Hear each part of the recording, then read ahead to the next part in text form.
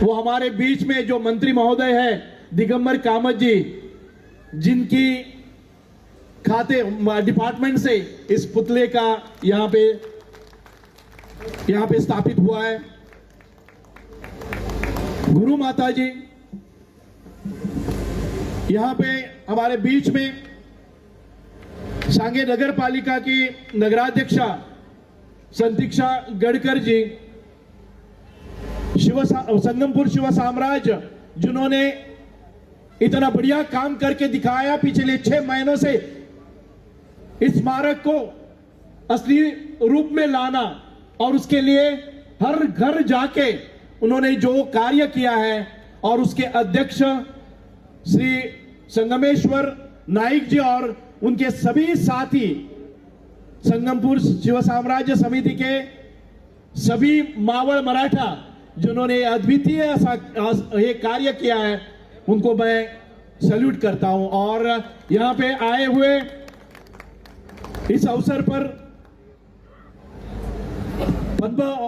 हमारे तपोभूमि के सर्व कार्यकर्ता, सदगुरु फाउंडेशन के सर्व कार्यकर्ता, जिन्होंने गोवा स्पिरिचुअल फेस्टिवल की शुरुआत यहां से इस साल की है, और मुझे पूरा भरोसा है कि अंत तक स्पिरिचुअल फेस्टिवल इस साल का बहुत ही बढ़िया रहेगा, क्योंकि शुरुआत तो बहुत ही बढ़िया रही है। और एक पूजनीय हमारे जो महारथी थे, एक राष्ट्र पुरुष थे, उनके स्मारक का यहाँ पे अनावरण किया है। इस पावन अवसर पर उपस्थित होकर छत्रपति शिवाजी महाराज की इस प्रतिमा का अनावरण सदगुरु फाउंडेशन पद्मनाभपीठ तपोभूमि द्वारा आयोजित इस आध्यात्मिक महोत्सव का हिस्सा बनना मेरे लिए सम्मान की बात है। और यहाँ पे चीफ मिनिस्टर खुद दुबई से आके यहाँ के घर वगैरह कुछ ऑफिस नहीं जाते हुए डायरेक्ट यहाँ पे आ गए। मैं उनका बहुत बहुत आभारी हूँ, क्योंकि उनको समझ में आया कि छत्रपति शिवाजी महाराजन गोवा के गोमंतक के लिए जो कार्य किया था, और जो हमारा प्रेरणादायी इस स्वरूप को अगर वो नहीं होते तो उतना महत्व नहीं प्राप्त होता। इसीलिए अपना कार्य अधूरा छोड़ के दुबई में वो यहाँ पे पधारे, और उन्होंने ये सम्मान हमें दे दिया है। छत्रपति शिवाजी महाराज की विरासत में हमें नेतृत्व, न्याय और समाज सेवा की प्रेरणा देती है। उनकी वीरता, उनका आदर्श आज भी हमें प्रेरित करते हैं। माननीय मुख्यमंत्री डॉक्टर प्रमोद सावंत जी की इस आयोजन में उपस्थित होना बहुत ही शुभ है। उनके नेतृत्व में गोवा आगे बढ़ रहा है। पद्मश्री श्री श्री ब्रह्मेशानंदाचार्य स्वामी जी और अन्य संत महात्माओं का यहाँ पे उपस्थित होना और इस आयोजन का और भी विशेष बनता है। उनके आध्यात्मिक मार्गदर्शन से हम सभी लाभान्वित होते होंगे। सदगुरु फाउंडेशन और जेएसआई हमारे संगमेश्वर शिव साम्राज्य समिति ने ये अद्वितीय कार्य यहाँ पे किया है। मुझे पूरा भरोसा है इस कार्य अगले कितने शतकों में चलता रहेगा, कितने पीढ़ियों को वो प्रेरित करता रहेगा। मला पूर्ण खात्री आहे की सांगेमध्ये हा अद्भुत असा पुतळा उभारलेला आहे, आणि या संगमेश्वर म्हणजे संगमावर या आपलं जे नाव आहे ते सांगे, आधीचं नाव होतं संगमपूर, ते पोर्तुगीजांना म्हणता येत नव्हतं म्हणून त्यांनी सांगेम झालेला आहे। आता परत एकदा त्या सांगेचा संगमपूर होताना आम्हाला आनंद होत आहे, कारण आज आपण जी ज्वारी नदी बघतो आहोत त्या ज्वारी नदीचा उगम तर इथूनच होत आहे, आणि संपूर्ण गोवंतकाला जी जीवनदायिनी आहे ती ज्वारी आपल्या संगमपूर होऊन जाते आहे। आपल्या साळावली धरणामधून आलेली एक नदी, मनाली मैनापी म्हणून आलेली नदी, अशा अनेक नद्यांचा संगम, तीन नद्यांचा संगम इथं होत आहे, आणि एक पवित्र नदी ज्वारी आज आपल्या गोमंतकाची जीवनदायिनी बनलेली आहे। आणि त्याच या संगमपूरच्या तीरावर आज आदर्शवत राजा, जो रयतेचा राजा होता, ज्यांनी गोमंतकामध्ये पाऊल ठेवतात पोर्तुगीजांना त्यांनी रोखलं होतं, कारण पोर्तुगीजांचा तो आक्रमकपणा, पोर्तुगीजांचे ते जुलमी अत्याचार आपल्या माय भगिनीवर होणारे अत्याचार अगदी मी काही सांगू शकत नाही. आपल्या विचार करण्याच्या पलीकडे या सभेमध्ये आपण ते उच्चारू पण शकत नाही. असा अमानुषपणा पोर्तुगीजांनी ते केलेला होता. आपल्या सगळ्या बांधवांना ते तिथं न्यायचे. हजारो बांधवांच्या समोर हात कातरो खांबापुढे त्यांना बांधायचे. हात अशा पद्धतीने ठेवायचे.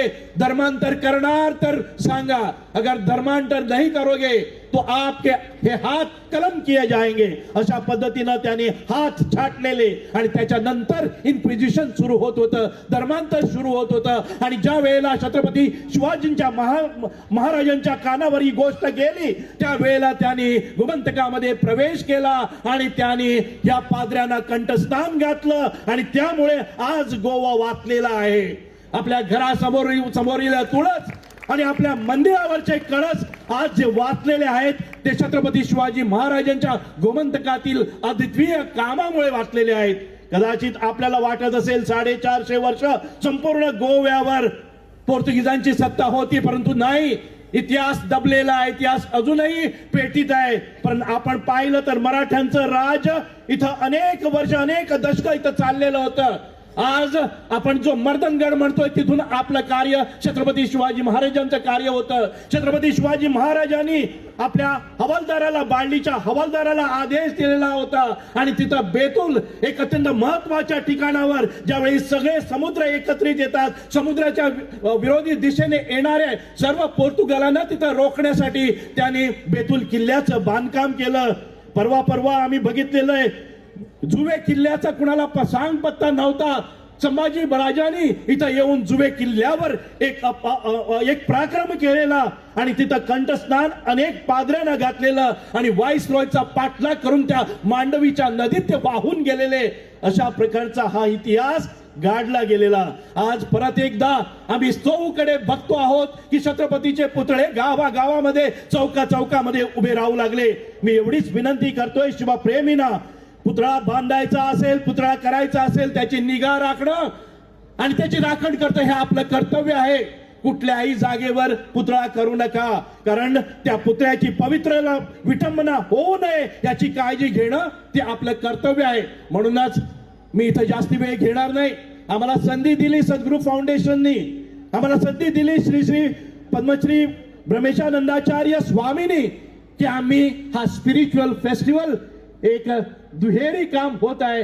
हे अद्वितीय असं कार्य, त्याचा स्पिरिच्युअल फेस्टिवल मध्ये बदल झाला असेल तर ते अजूनही अद्वितीय होतं. अशा प्रकारचा संदेश त्यांनी आम्हाला दिला आणि आम्ही तो स्वीकारला आणि मोठ्या मनानं त्यांचे सगळे कार्यकर्ते आपल्या संगमपूर शिवसाम्राज्य समिती बरोबर झुंजले आणि गेले एका महिन्याच्या परिश्रमातनं एक चांगल्या पद्धतीचं आपण सिंहासनावर आरूढ छत्रपती शिवाजी महाराजांचा पुतळा केलेला आहे. आणि या पुतळ्याला मी नमस्कार करतोय. सांगेच्या जनतेला अत्यंत सर्व धर्म समभाव म्हणजे अत्यंत कॉम्युनल हार्मोनी याच्यामध्ये पुतळ्यामध्ये सहभाग आपले कार्यकर्ते मुसलमान होते, आपले कार्यकर्ते ख्रिश्चन समाजाचे होते.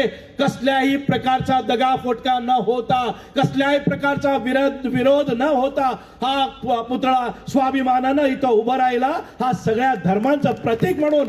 आणि म्हणूनच आज आपण बघतो आहोत सगळीकडे 90% पुतळे हे म्हणजे तलवार उगारून किंवा आपल्या घोड्यावर आरूढ झालेले आक्रमकतेचा संदेश देत असतात. कारण छत्रपती शिवाजी महाराजांचं ते तत्व होतं, जर एखादा वेळी कुणी अमानुष आपल्यावर चालून आला तर त्याची कत्तल करूनच पुढे जायचं, हा त्यांचा धर्म होता. आणि त्याच वेळेला त्यांच्या अंगात अनेक शासकीय प्रशासन बाकी सगळं म्हणजे राजकारण कसं करायचं आणि आपल्या समाजाला रयतेला चांगलं प्रशासन कसं द्यायचं, सुनियोजितपणे विकास कसा करायचा, या सगळ्या गोष्टी त्यांच्या अंगात भिनलेल्या होत्या. आणि ते शांत स्वरूपाचे छत्रपती शिवाजी महाराज इथं सांगेमध्ये अवतरले.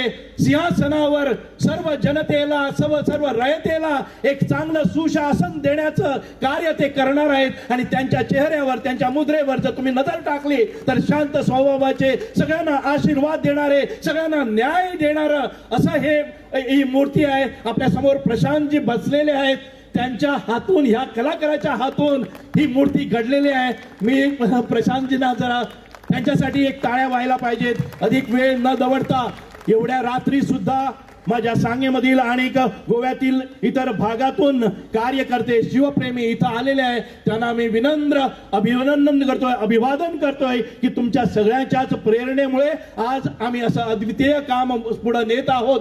छत्रपती शिवाजी महाराजांचं जसं राज्य करत होते त्याचप्रमाणे डॉक्टर प्रमोद सावंत या गोव्याचं रक्षण करतायत. या गोव्यामध्ये आपल्या पिडलेल्या या सगळ्या समाजाला पुढे नेण्याचं कार्य करत आहे.